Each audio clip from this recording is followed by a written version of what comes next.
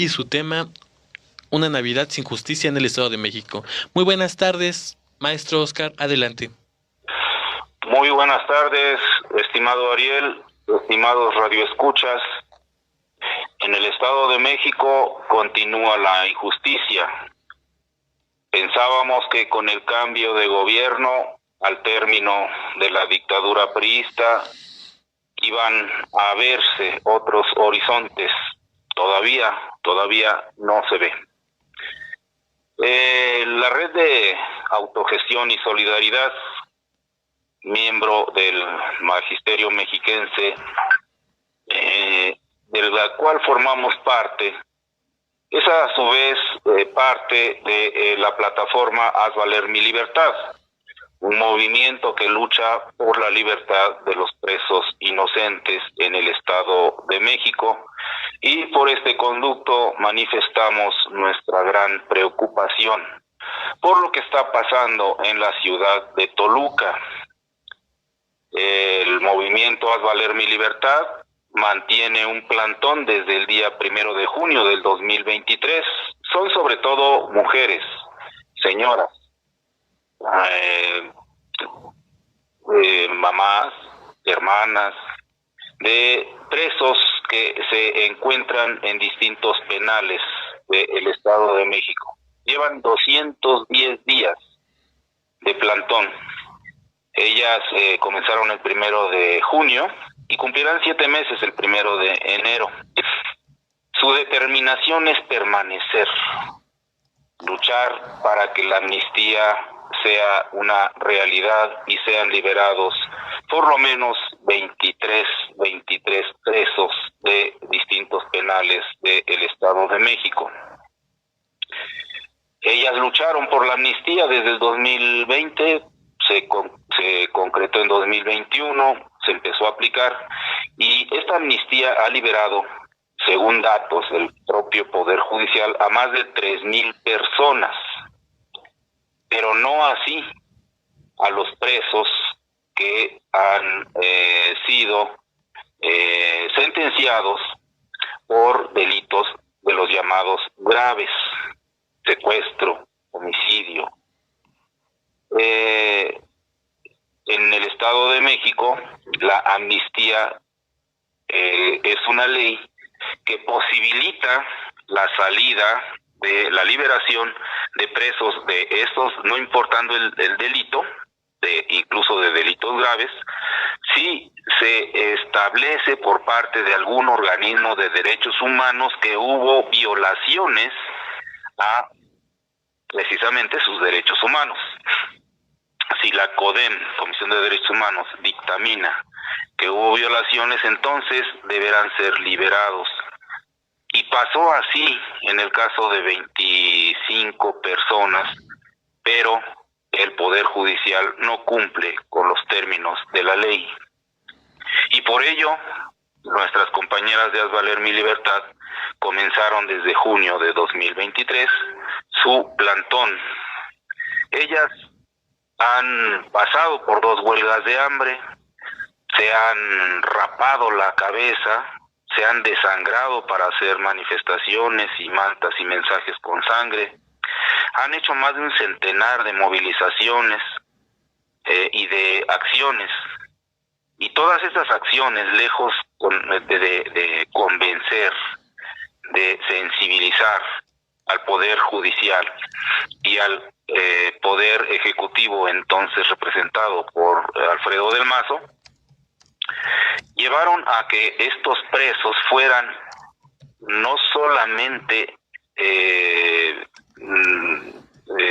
violentados en su derecho a la amnistía, sino que además fueron trasladados a penales de alta seguridad al interior de la República, a Nayarit, a Chiapas, a Veracruz, haciendo cada vez más tortuosa la posibilidad de visitar, de que sean visitados por parte de sus familiares. Las mujeres del movimiento fueron reprimidas con el traslado que sus presos sufrieron a otros penales. Esa fue la respuesta cabeza del Poder Judicial y del entonces gobierno de Alfredo del Mazo. Por fortuna, con la intervención de la nueva gobernadora, Delfina Gómez, han regresado ya algunos presos al penal de Tenango del Valle y al penal de Almoloya. Faltan algunos otros, pero no se ha concretado su liberación. ¿Qué hay pues en el sistema de justicia del Estado de México? Que a pesar de que la gobernadora Delfina Gómez ha comprometido sus esfuerzos y ha comprometido su determinación porque se haga justicia, no ocurre. La Fiscalía, haciendo uso de sus facultades autónomas, es decir, no depende del Poder Ejecutivo, continúa igual. La Fiscalía tiene una función formal, procurar la justicia, representar a las víctimas, pero lo que ocurre es que en las fiscalías se negocia con la justicia, se negocia con los trámites, se negocia con las determinaciones, y quien gana es quien más aporta dinero, quien más paga los favores, las copias, las vinculaciones, en fin. Continúa esta terrible y podrida función de las fiscalías, no hacer justicia, sino hacer negocios para el enriquecimiento de personas específicas. ¿Y qué pasa en el Poder Judicial? Es decir, en donde están los jueces y los magistrados. Evidentemente que si los jueces otorgan las amnistías a personas presas con delitos graves y son liberados, evidentemente que ellos quedarán como los perpetradores de las violaciones a los derechos humanos, y es a lo que se niegan. Evidentemente con esto se dará cuenta de que sus sentencias han sido equivocadas, porque han estado manteniendo presos y sentenciados a quienes no debieron haber apresado ni sentenciado. No ha cambiado nada en la Fiscalía, no ha cambiado nada en el Poder Judicial. Los jueces que venden las sentencias a quienes las pueden pagar han sentenciado a sobre todo jóvenes, indígenas, morenitos, a quienes no se pueden defender, a quienes no cuentan con un abogado particular. Esto es lo que sigue ocurriendo en el Estado de México y que ha llevado a nuestras compañeras del plantón de Haz Valer Mi Libertad a pasar sus noches heladas, incluida la de la Navidad, y que las tiene en la determinación de continuar. ¿Qué pasa con los jueces? ¿Qué tiene que ocurrir? Hay un debate nacional en el sentido de que los jueces deben o podrían ser electos por el pueblo para que no continúe esta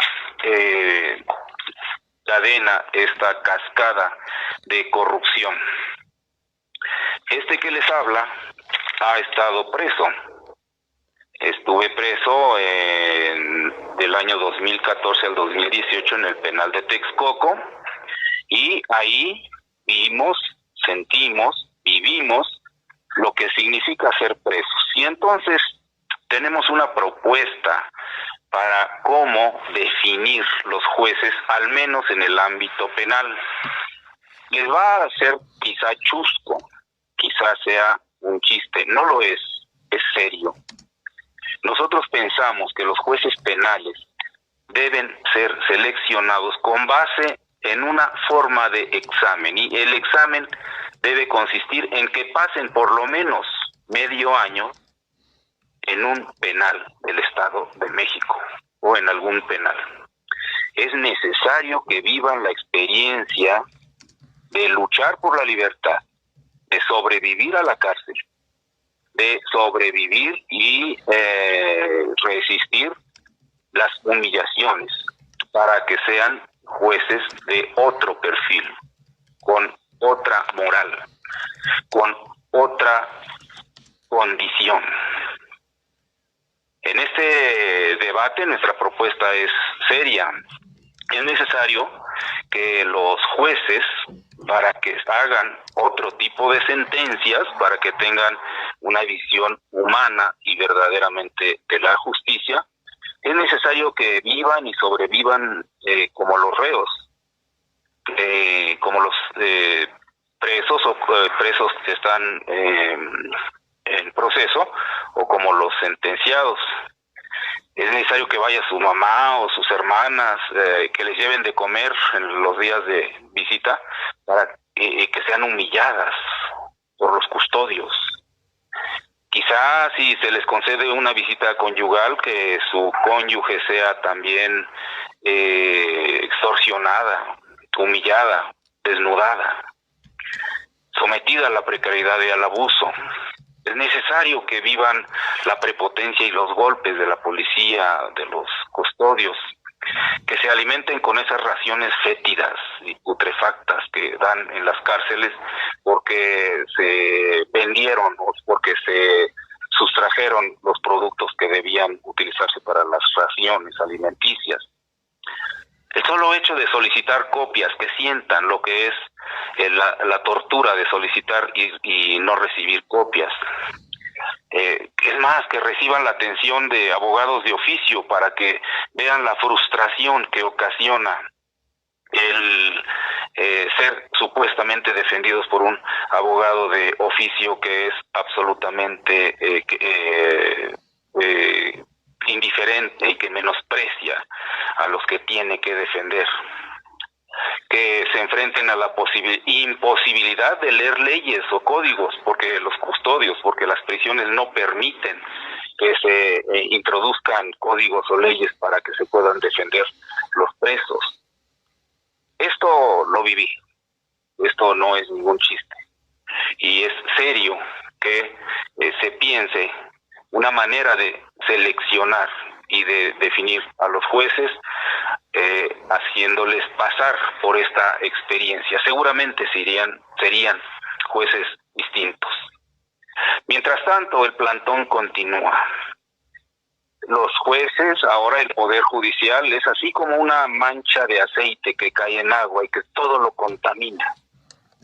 Las mujeres del plantón son una gotita, pero una gotita de justicia que limpia, que quiere limpiar lo que ensucian y contamina el Poder Judicial, los jueces y las fiscalías. Esta gotita de justicia la esperamos todos, que se difunda, que se haga grande y que contamine con su claridad al Poder Judicial y a la sociedad que tanto lo necesita. Que no haya más Navidades sin justicia. Eso es todo lo que quisiera decir. Pues esperemos que la Fiscalía por lo menos cambie un poquito su perspectiva, pero también la propuesta que nos menciona el maestro Oscar Neri es que deben ser seleccionados con base a un examen de por lo menos medio año para saber si pueden luchar por una libertad y por mejores condiciones. También recordemos que la justicia se debe hacer con humanidad, siendo firmes ante la ley, pero obviamente con poquita humanidad. Respecto a eso, ¿qué opina usted? Evidentemente, los jueces viven encumbrados en la sociedad, constituyen una élite que tiene una misión, tiene una función, es la impartición de justicia. No puede haber justicia con personas cuyos intereses son los de la mezquindad, los de enriquecerse, los de vender, los de hacer negocio, y lejos de encontrar a los culpables, hacer caso a quienes pone la fiscalía, los agentes ministeriales, para justificar su existencia, porque no pueden realmente encontrar a los culpables. Ahí están los problemas de las, por ejemplo, de las extorsiones y las matanzas que ha habido. Como no pueden encontrar a los extorsionadores, detenerlos y llevarlos ante la ley, agarran al primero que se encuentran y suelen ser los que menos pueden defenderse. Esos son los culpables y a los que les siembran los delitos. ¿Cómo puede haber jueces justos si viven indiferentes, si viven ahí en su escritorio y si no saben lo que está ocurriendo en las prisiones a donde están mandando a los presos inocentes? Pues sí, también no es el hecho de que vivan completamente diferentes a lo que es la otra parte de lo que es la sociedad, pero pues sí, también pues esperemos que se haga justicia ante esto, ya que las personas vulnerables no pueden defenderse ante este tipo de aspectos. Pues muchísimas gracias, maestro Oscar Neri, nos vemos la siguiente semana. Yo le deseo de mi parte, Ariel Oya, feliz año nuevo y feliz Navidad también. Hasta la próxima. Feliz año a todas y todos. Feliz año, hasta luego.